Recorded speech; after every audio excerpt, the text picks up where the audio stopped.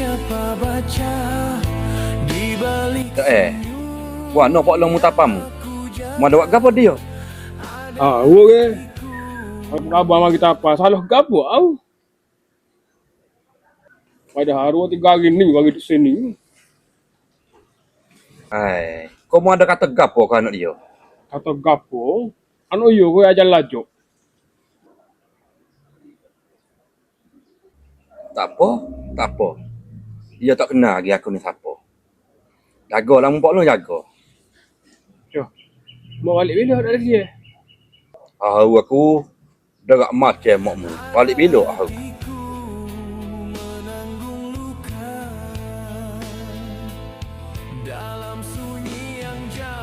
Ada nak beli.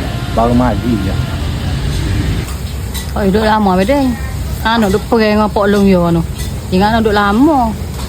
Tak boleh lah moga Pok dia nu bekeng. Gini, Kak, nanti kita hantar ikut kali ya. Takut ada rana-rana boleh ke tolong. Wang dia tamu teh paiนะ จะได้ช่วยกลางทางเดี๋ยวมีปัญหากลางทางจะได้ช่วยทันโอเคนะ Okey, dah dia tam mak tek bai. Berarti kita pergi boleh tak? Tak payahlah bedeng. Takut jadi bala besar. Tak apalah. Nanti kita suruh anak dia hantar tabah. Dekไปส่งกะที่ตาใบนะที่ตักใบนะ ได้ โอเค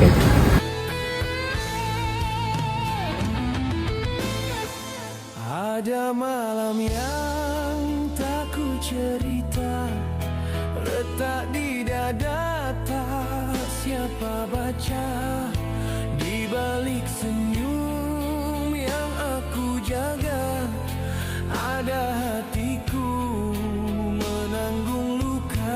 Gapo? Habis demo katok anak demo. Oh, demo kena balas. Demo kena balas.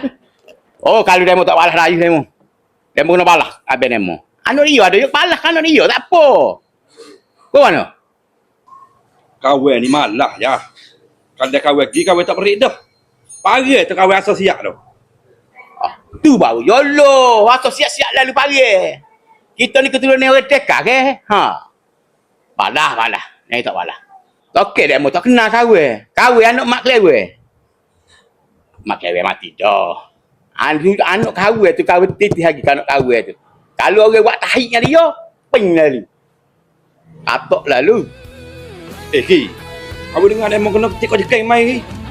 Bojek tu biasa ya kecik ni ya. Terserah gapo hancur kau katok jekai ni. Letak di dada tak siapa baca, di balik senyum yang aku jaga, ada hati. Kisah bimbang jangan ragu, bila pulang daku tentu datang bertanda. Sakit cinta meruk rindu, ada kasih aku mengadu. Dapatkan kopi laki yang suka.